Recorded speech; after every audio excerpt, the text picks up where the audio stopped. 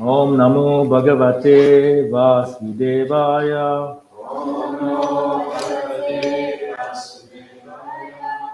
Om Namo Bhagavate Vasudevaya.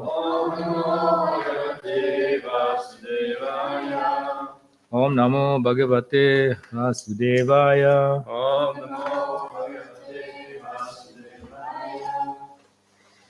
Narayanam Namaskritya Naram Chaiva Narottama Devim Saraswati Vyasam Sattvaja Mudirayet.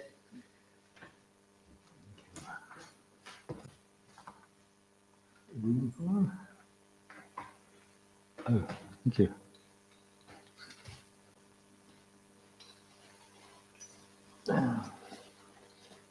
Trick bag. Reading from Canto 7, chapter 10. Huh? Are we? You should read the part. Really? It's underneath. Oh, okay. It's in the cover. What's the cover? Zipper. What color? It's not that color. Yes, it's that one. This one? No. Nope. The other one. That one I can check it out. Oh, this one. Yes. What should we read here? Okay, reading from Nectar of Devotion. Anything? There should be a mark there. Okay. Oh, yeah, okay.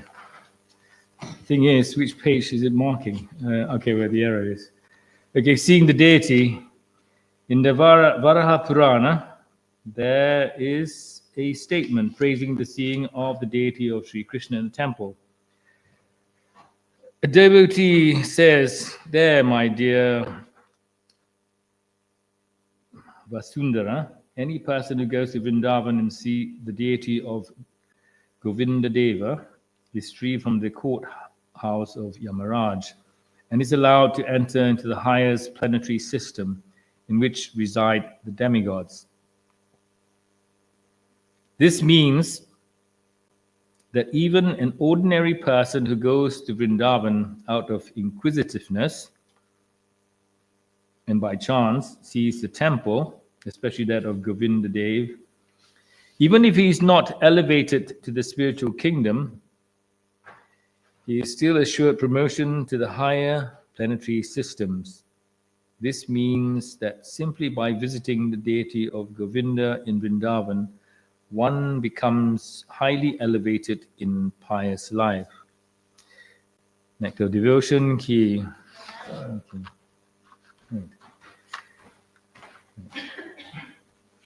Right. Oh, no. Thanks. Thank you. No coffee?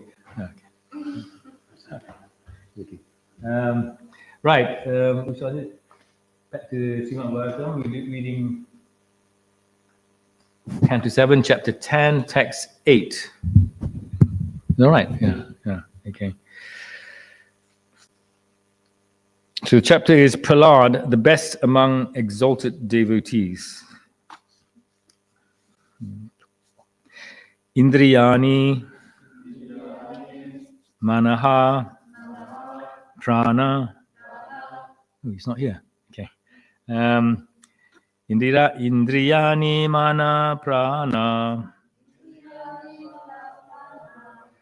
Atma, Dharmo, Dhritir, Mati, Atma Dharmo, Dhritir, Mati, Hri, Shrish, Tejaha, Smriti, Satyam, Hri, Shrish, Teja, Smriti, Satyam, Yasya, Nashanti, Janmana, Yasya, Nashanti, Janmana.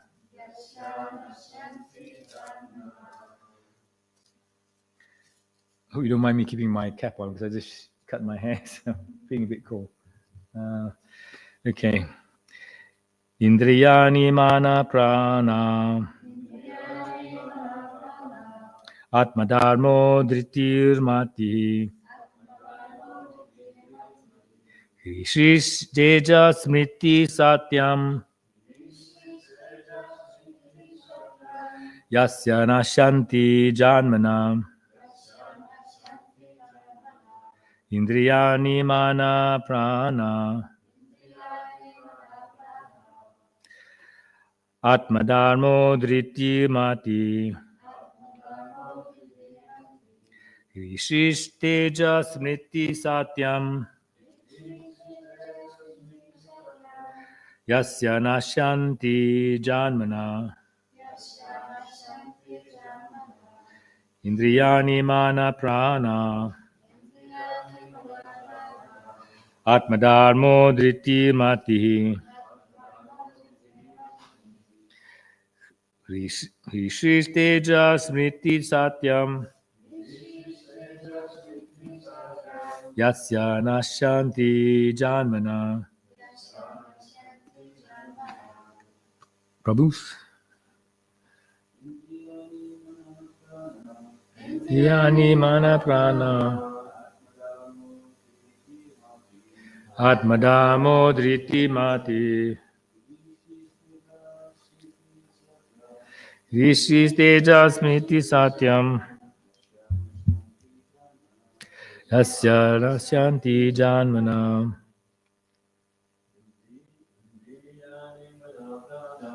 Indriyani mana prana. Atmadharmo driti mati.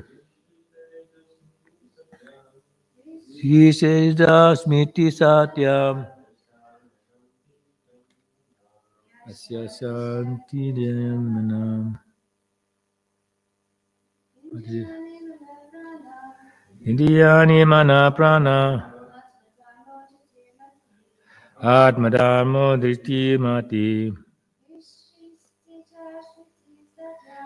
Vishisteja smriti satyam.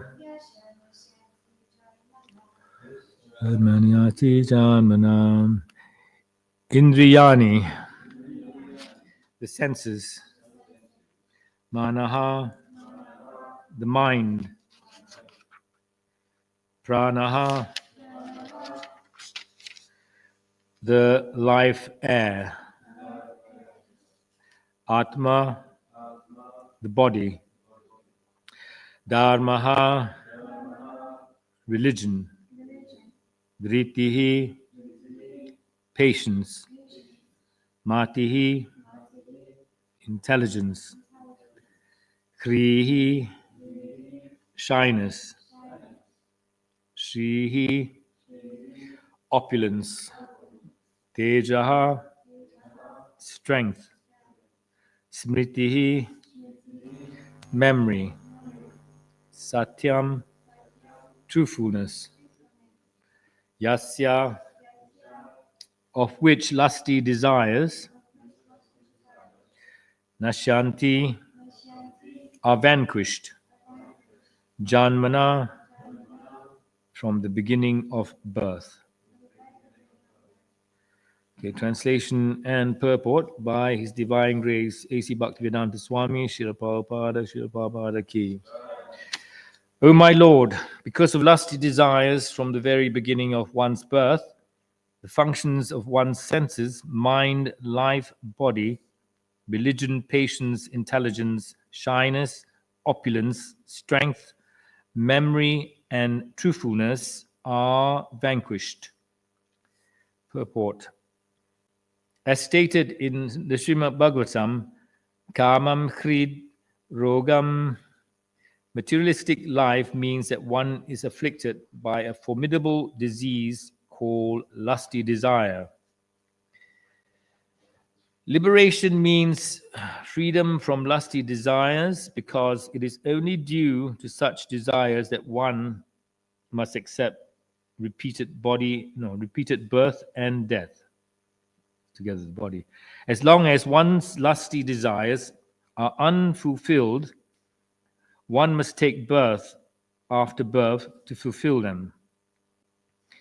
Because of material desires, therefore, one performs various types of activities and receives various types of bodies with which to try to fulfill desires that are never satisfied. The only remedy is to take to devotional service, which begins when one is free from all material desires. Anyabilashita shunyam Anya Abhilashita. No, Anya Abhilashita means material desire, and Shunyam means free from. You remember this word? We've seen this before here. Shunyam. It's in the prayers to Prabhupada, Shunyavadi. Okay. Free from. The spiritual soul has spiritual activities and spiritual desires as described by Sri Chaitanya Mahaprabhu. Mama Jamani Jamaneshwari Bhavatat Bhaktir Ihaituki Twai. That is your fourth verse of the Shastaka. Okay. Unalloyed devotion to the service of the Lord is the only spiritual desire. To fulfill this spiritual desire, however, one must be free from all material desires. Desirelessness means freedom from material desires. This is described by Srila Rupa Goswami as Anya Bilashita Shunyam. As soon as one has material desires, one loses his spiritual identity.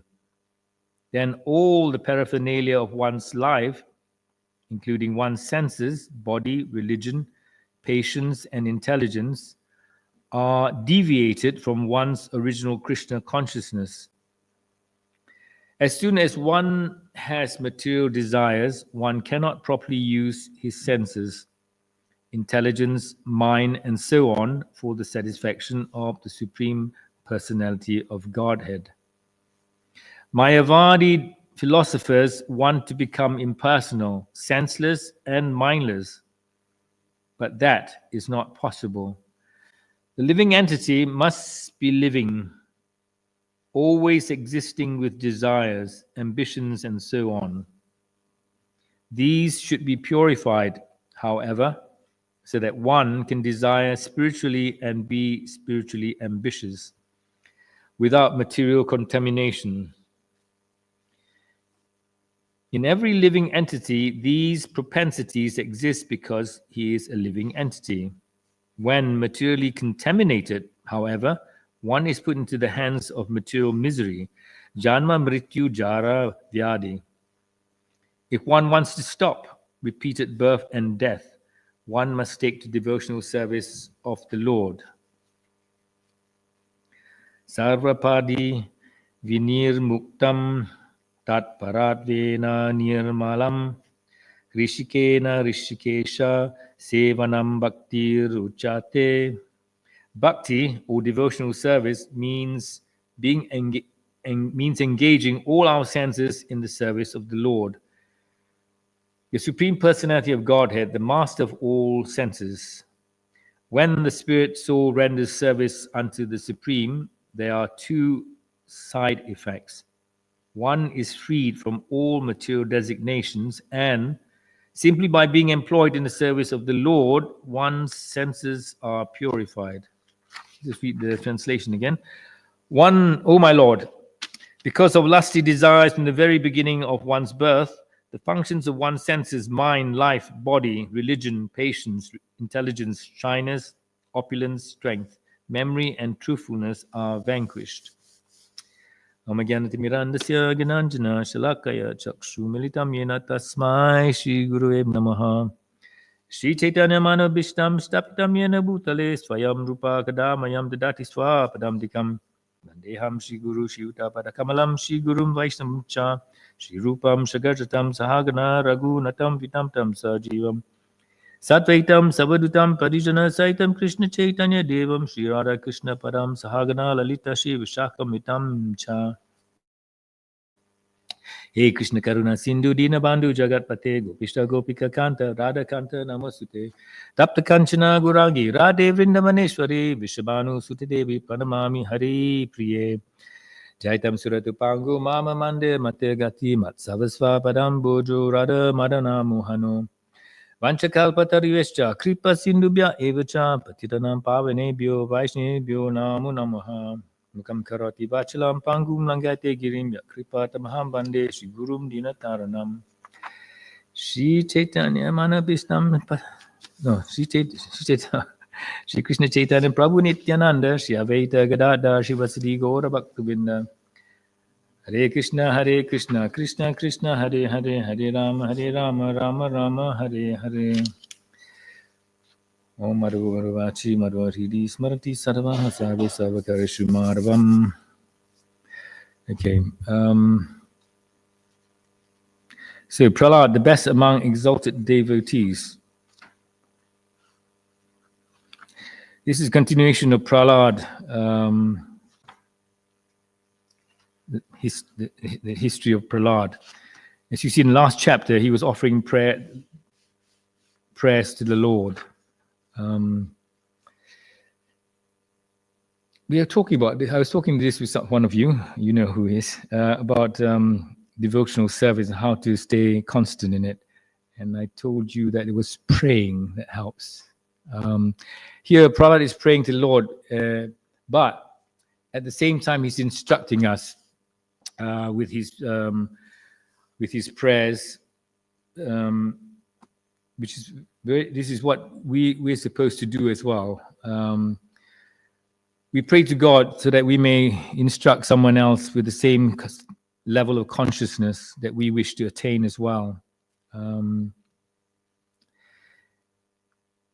But you just can't just teach and not live that what you teach. You got to walk the way you talk, as they say. And Prahlad's very own life is that very example of how he lived what he was teaching. Now, what was he teaching? He was teaching the truth about Krishna consciousness, which he learned from his guru, Narada Muni. So we pass on this information that comes all the way from Krishna down the parampara line, and into to us, and we have to carry on this line by giving the teaching to the next living entity. The question is, what is the essence of spiritual practice? Anybody? What's the essence of spiritual practice? Love. Yeah, it's good. Well, spiritual practice, what you practice, it is said by Narottama Das Thakur, whom you know is he could be on the altar if you wanted to put in between the 6 Goswamis and Jagannath Das Babaji. He said that whatever you practice now, that is what you become later. Okay, is a spiritual investment. You, just as Krishna tells Arjuna in the Bhagavad Gita, Abhyasena tu konteya vairagrena.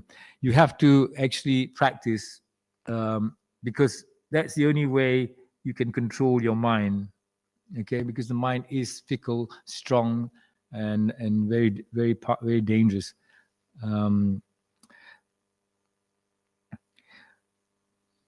It's like it's spiritual life is like it's like any great athlete. You have to actually train to be really good and purified. You don't come. You don't think you enter spiritual life and there you are like a confection in Tesco's, ripe and ready. Okay, it doesn't work like that. It takes a hell of a lot of effort and time on your part, because this is a test. Because it's you don't want to go back to Godhead because someone is forcing you. It's not God. Krishna's love is for you. It's not forced upon you. It's for you to choose. And so you have to you have to really reflect that love that Krishna gives you. And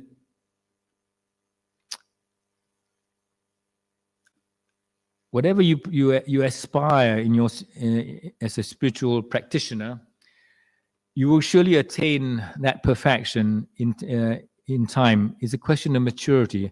Just as I mentioned, a fruit. If you see a fruit you go and buy some bananas in Tesco's and they're green, that's what you are. So what is it? What will help you actually mature spiritually? As a fruit is time, sunshine, and water, for example, right? But then if you actually practice bhakti, which will take time, and it will be nourishment like the sunshine and water, and in time you will ripen as a spiritual fruit.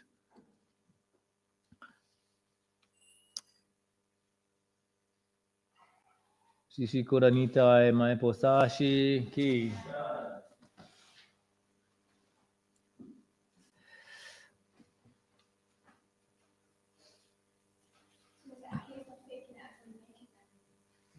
Faking it, not making it. Well, fake it until you make it. Well, you're not really faking, are you? Because if the Krishna doesn't look at what you really do, he looks at your intention. That's the most important thing, because you could say I'm a lousy chanter. Yes, but your intention is to chant well, and it's like anything that you do in life. Let's take the most extreme example. There's a difference between manslaughter and murder. Murder means you have intention to kill somebody, and that's really bad. But here in this case, we're talking about a positive and spiritual sense. If you have the intention to go back to Godhead, and Krishna can see this. Obviously, it's intention is an expression of sincerity. Yeah, how you do it and what you do it, you're limited by this body you are encased in. Some of us can sit down in a yoga position and chant for maybe a couple hours straight without any interruption and do really good chanting. Others might go just nam dasa, just go through the routine, but your intention is to chant well because you want to connect to God. The problem as this text mentions is our lusty desires, isn't it? Because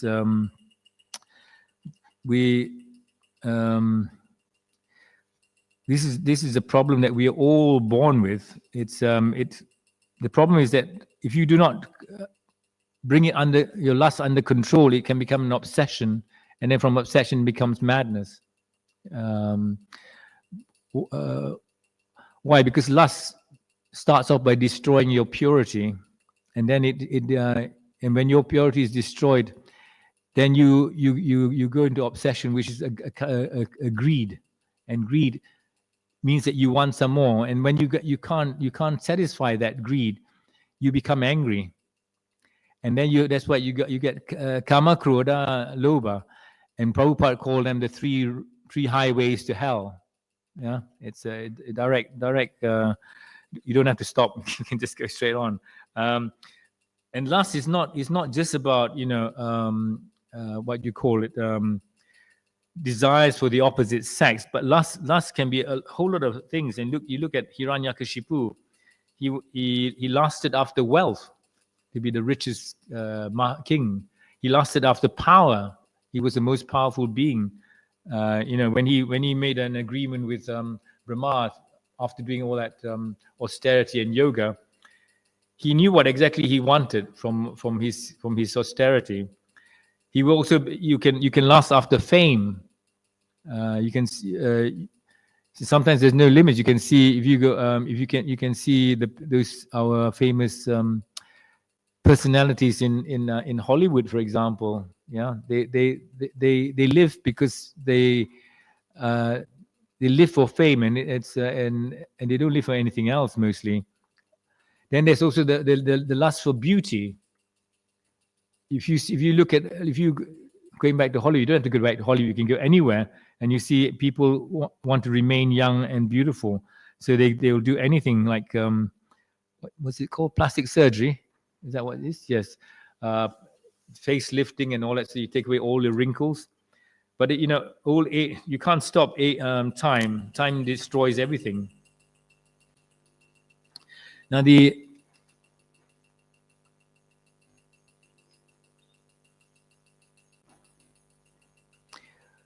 we are all stuck in the middle of this tug of war between material desires and spiritual desires. But because we've been here so long, we actually are more inclined towards material desires.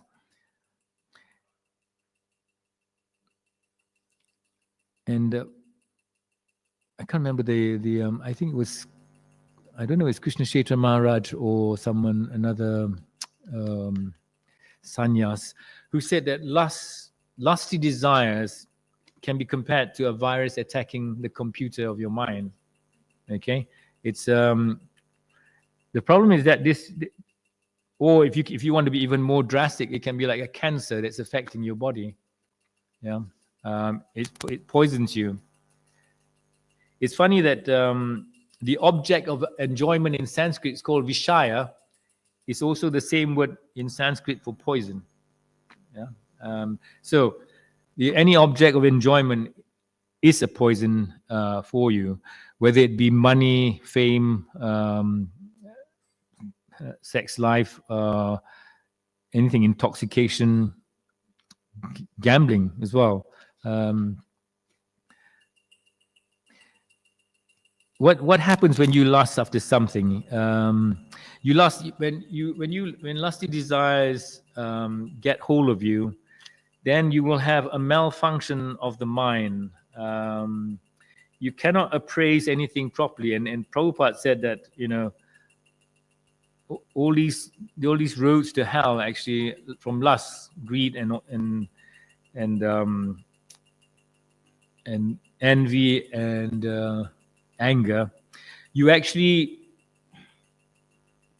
start to destroy common sense, and when common sense goes out the window, then everything else will follow. And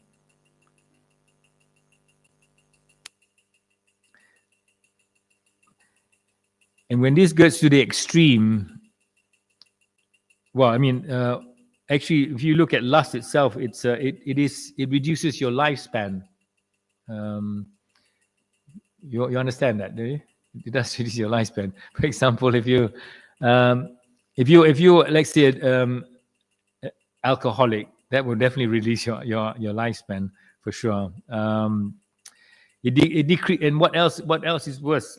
Lust actually decreases your intelligence, and then when you go further, it will destroy your memory. And this is why we're so lucky that Prabhupada came to the West, because he refreshed our memory about Krishna. I mean, if you go by, well, I don't know any of you old enough, but to go back to maybe Jayananda and me, you go back to the 60s, the age of everything being free love, free everything. Drugs were not so free, but they were moving very freely, and those things just actually take your smriti, your memory away. You lose it, and lo and behold, thank God, Krishna sent Srila Prabhupada to New York first, and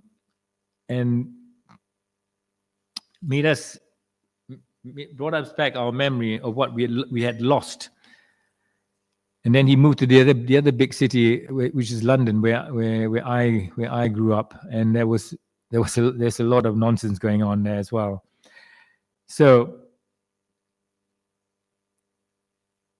you see, the lust for food is another example. If you go look at in history about people who lust after strange food like meat, eggs, and fish, they don't seem to have great minds. Did you know? You all must know that Albert Einstein was a vegetarian. Okay, you didn't know that, did you? Yeah. Unlike Alfred, is it Alfred Nobel? Was it? Yeah, I didn't think he was vegetarian. Man who invented dynamite. Anyway, another great vegetarian is not the car, but the man, Mr. Tesla. Okay, he didn't invent the car, but he was a vegetarian. You find that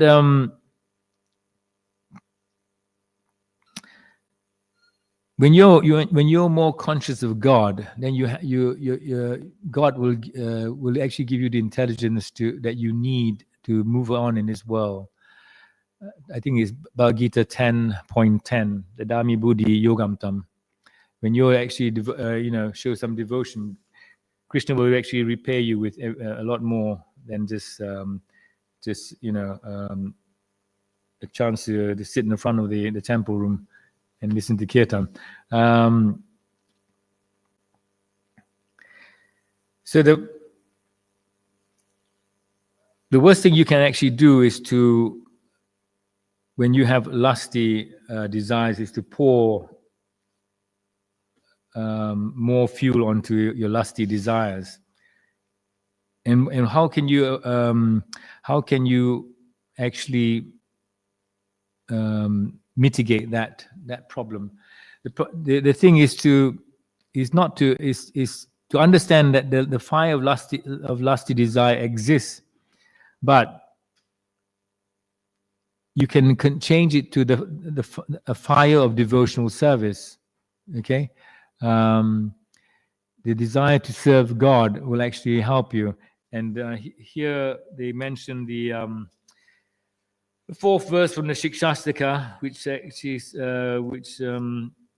says, "Mama Jamani Jamaneshwari Bhavata Bhakti Haituki Twai." So you actually say, I do not desire, I think, wealth, beautiful women, and fame, but life after life, Mama Jamani Jamaneshwari, let me be devoted, Bhavata Bhakti Haituki Twai, always.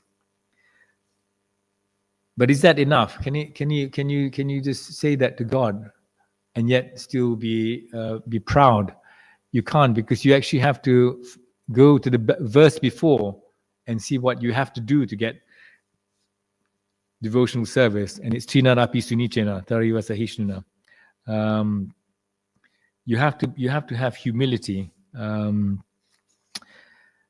sorry about this. I got all this. Everything's. I've written this over last night in different what you call it, stages. What is it?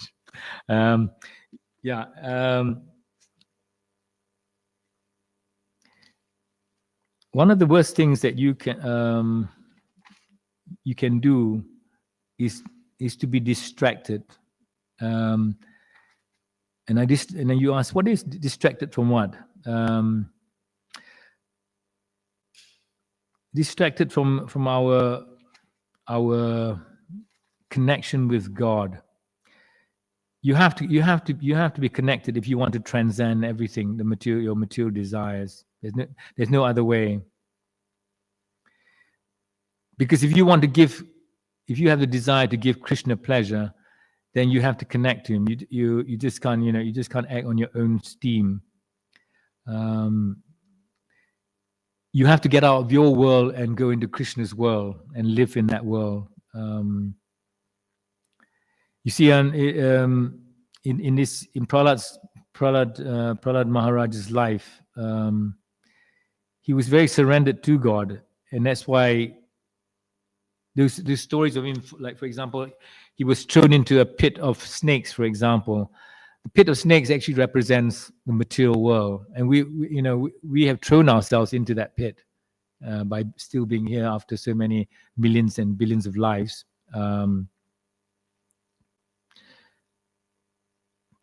Prabhupada said the only way we can actually give up material desires is to understand and realize that there are so many services you can do for Krishna.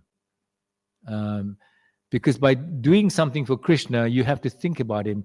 For example, when you clean the temple room, when you're doing it, it's like you're cleaning where all Krishna's devotees have walked on. And so it's a sacred place. Then you can do what I try to do, not well sometimes, cook for him. But then you actually don't cook for him, because you are.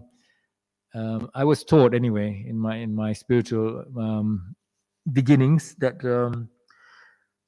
the kitchen is the realm of Srimati Radharani. She's the best cook. Only she can produce the best food for Krishna.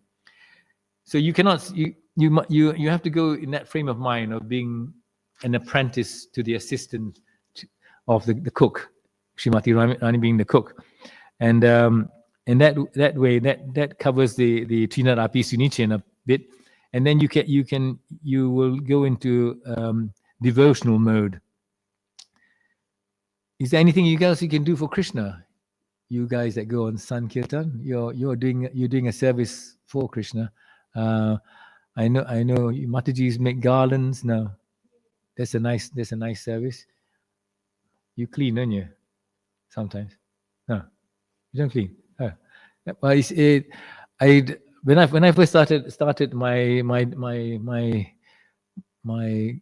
weak attempt at being a devotee, I was doing service in Govinda's in Milan, and the first thing anybody joins does is to wash thalis. You wash. I think in those days when we were the only vegetarian restaurant in maybe even in Italy, you get 150 people for lunch or even 200. There's the queues outside this place, the Govinda's Cultural Center, and that I used to wash with this another Prabhu, and he says how can you always smile when you're doing this job? It's steaming in there. We're perspiring like mad. It's like a sauna, it's like a sauna in an Indian summer. So you're just losing stuff. You just can't drink enough water. So I said, I'm smiling because I'm not washing these dishes.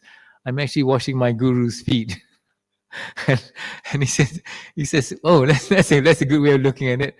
And he says, but I don't have a guru. Well, I said, think of yourself having the great honor of washing the feet of Srila Prabhupada. And he said thank you. And I because you have to think that way, because if you do everything with as though you're with I think Dr. Prabhu said, if you mustn't begrudge your service, but do it with Krishna in mind, then things tend to become really nice. You can drive for Krishna. You can take the car and go and pick up from Tesco's the donations, for example. That's a service, because you cannot see, oh God, I have to go out at 9 o'clock in the evening to go to Tesco's and meet a whole bunch of so-and-sos there, and they want to check me out, see if I'm a bona fide devotee or not. So we should use Prahlad as our go-to example, and we cannot be him, but we can follow in his footsteps. And then Prahlad had Narada Muni as his guru. We have our gurus, but we can always look at our Acharya, Srila Prabhupada, as a constant example of how how someone is actually guiding us in this life.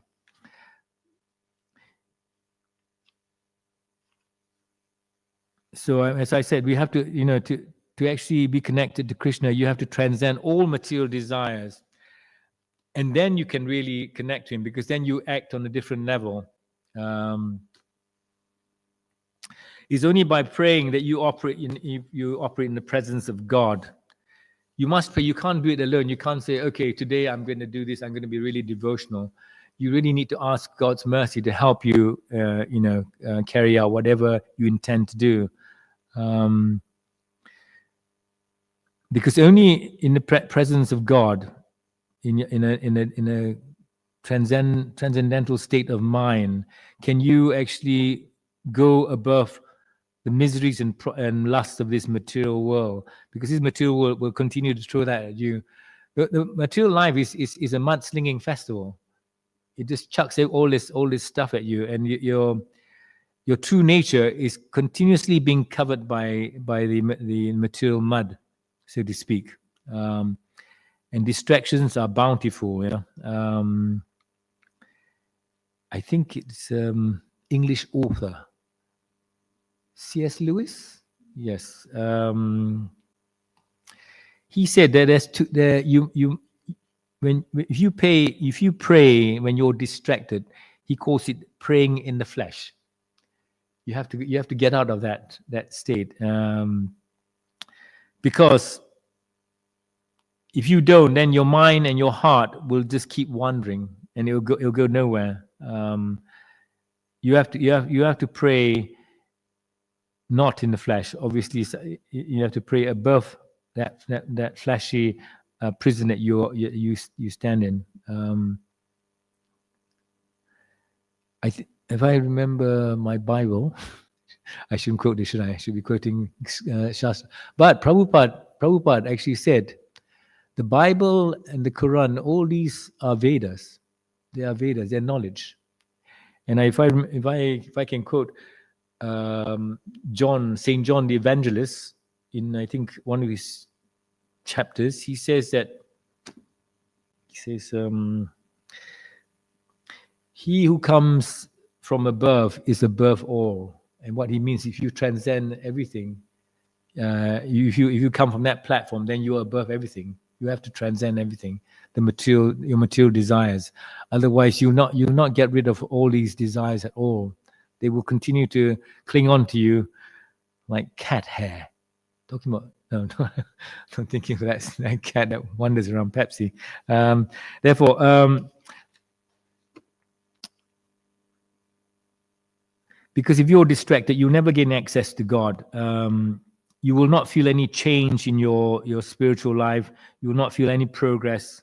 And worst of all, you will not mature as a spiritual seeker. When you pray to God, even when you chant the Maha Mantra, which is quite very simple. I mean, this is we're in Kali Yuga. That's why Chaitanya Mahaprabhu gave us this mantra that was a complete secret.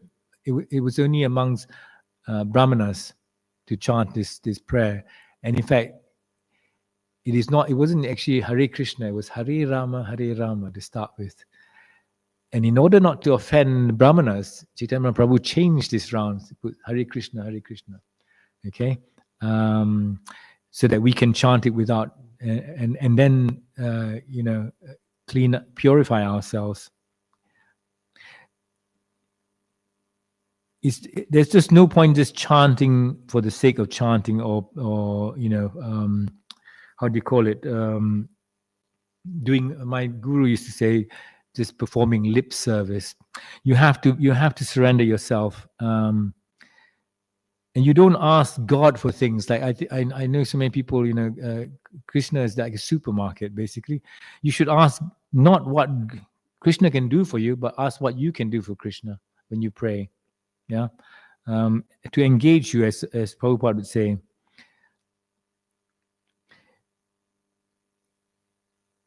The idea is to surrender to Krishna's will, and to do and live for his joy and not for your sense gratification. That's why we say Guru, Shastra, Sadhu. Yeah, because you need a guide, you need a reference, and you need good association. Otherwise, you will all your efforts can be counterproductive otherwise. So pray with humility, and then you can destroy these highways or motorways of lust, greed, and anger. And otherwise they will destroy you. Am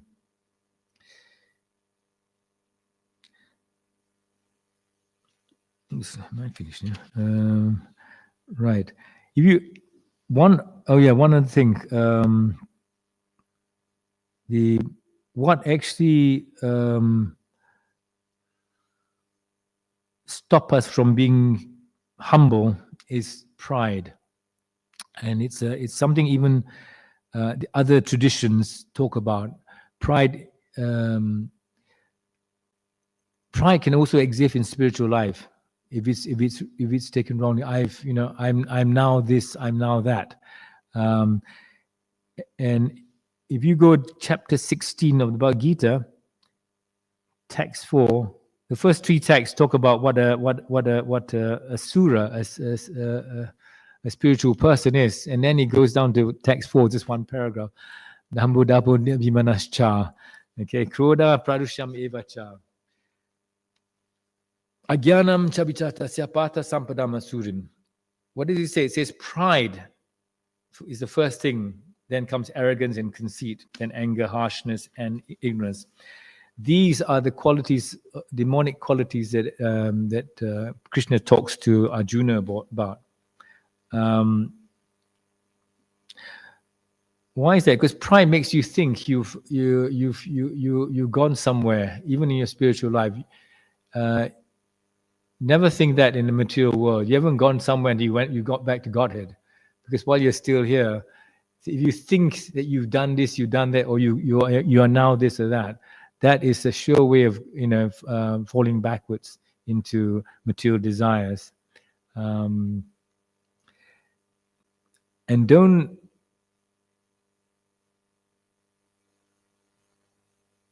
you have to give importance to whatever connection, little connection you have to God, and don't go woe is me, and you're distressed because you can't, you're being put under by the miseries of life, and you're disappointed how fair life is. There is nothing like that in Krishna consciousness. Those things are just what you think exists in your mind, because everything you have is what God deems that you need, not what you want. So the only person in distress should be actually God, Krishna, if he sees us still being, loitering around in this material world. Yet he's not, because his love is, as Prabhupada would say, is unalloyed, and that's how we should be.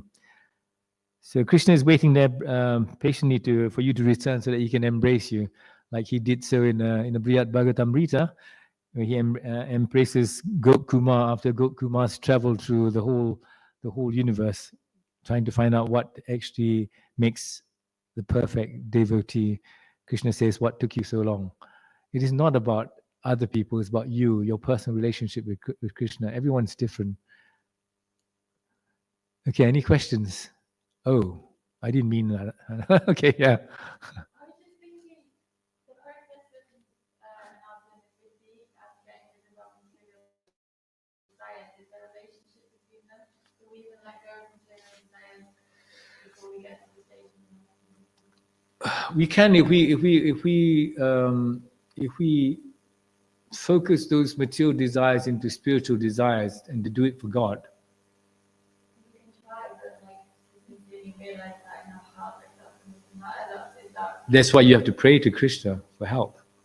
You have to pray with sincerely and humbly. I know what you mean. It'll take, as I was saying, it'll take time before you mature as a spiritual fruit. Fruit? No, we're vegetarians. Fruits, okay. Yeah. I mean, this